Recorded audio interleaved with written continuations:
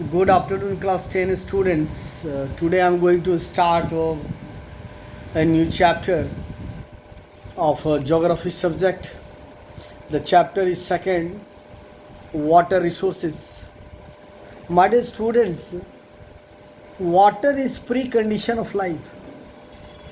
Without water, we can't survive. So water is very important. Why? Because it is the basis of our life, and it has a multifarious use in our life, so its importance is great. Okay, first of all, we use just see uses of water. There are many uses of water. First of all, most common is used for drinking and domestic use. The second, you can say, important for industrial use. In various industry, water is used. Water is used for irrigation purposes. When our agriculture requires water, we do irrigation. We use water for growing urbanization. Water is used as a disposal agent. Water is very important to dispose of wastage material. Water is very important for the forestation and regulate temperature. Water is very important for evaporation. Then water cycle is possible. So as a result of water cycle, we get fresh water. So there are different uses of water. Okay, water is also used as a coolant. Okay, where there is heavy rainfall, there is heavy water, you will find the vegetation is very dense. Okay, so there are lots of uses of water, there is no limit. Okay, the second thing, different sources of water. What are the main sources of water? Water means a hydrosphere.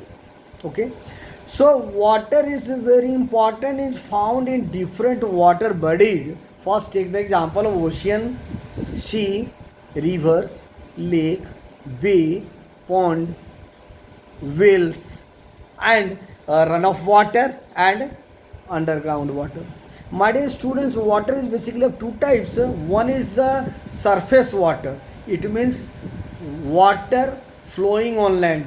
It is called surface water. It is also called as runoff water.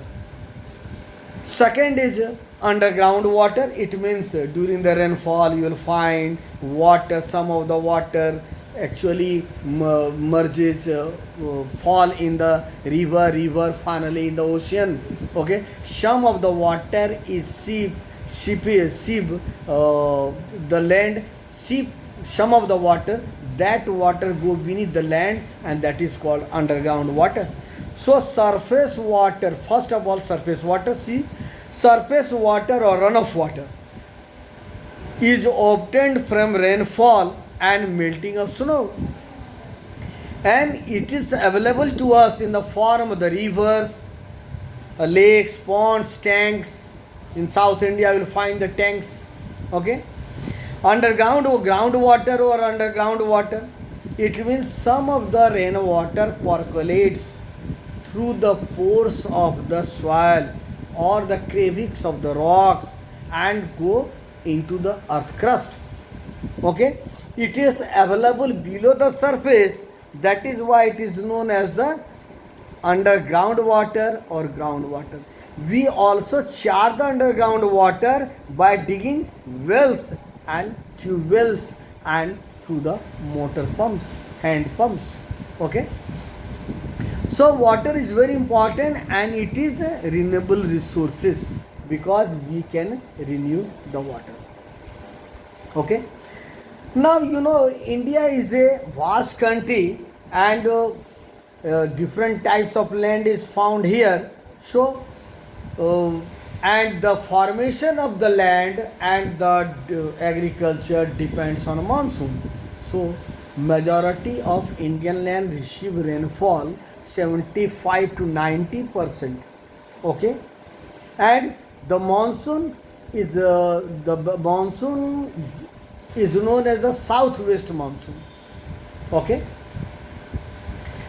since due to the southwest monsoon, India receives heavy rainfall. In such the rainfall distribution of rainfall is uneven in some of the areas of India, like eastern region, and you will find the heavy rainfall. While in the West India, you will find the scanty rainfall, means low rainfall. So rainfall in India is unevenly distributed, and the rainfall depends on there is a big surprise that you know the peninsular region is divided into categories, Western Ghat and Eastern Ghat. Western Ghat receive the heavy rainfall during the monsoon season, while the Eastern Ghat receive the rainfall during the winter season. Why? Because in the Western Ghat you will find a series of hills. So when the moisture laden wind or southwest monsoon wind strikes the face of the mountain, then it sets all moisture there. So western Ghat receive heavy rainfall, while eastern Ghat receive no rainfall during the monsoon season. It receive rainfall during the retreating monsoon season, that is the winter season. So this is a very important and phenomenal thing about the distribution of rainfall in our nation. So due to the monsoon causes rainfall, so the sources of water in our nation is two. One is rainfall and the second one is the melting of snow. And they are the two type of rivers also. One is known as the perennial river and the second is the non-perennial rivers. Rivers originating from the Himalayas are known as perennial rivers, while rivers which do not carry water throughout the year are called non-perennial rivers. Like Ganga is a perennial rivers, while Narmada is a non-perennial rivers. Like Ganga, Yamuna, Shatluj, Indus, Ravi. These are called the perennial rivers because these rivers originate from the Himalayas, while the peninsular regions flowing rivers like Krishna, Kaveri, Godavari, Tungabhadra, these rivers, Periyar, these rivers are called non-perennial rivers. Okay, so there are the two types of rivers, perennial and non-river. Perennial rivers are also known as the Himalayan rivers, and the non-perennial rivers are also known as the peninsular rivers. Okay. In next class, we will discuss the rest of the topic. What is mean by the water scarcity, all these things.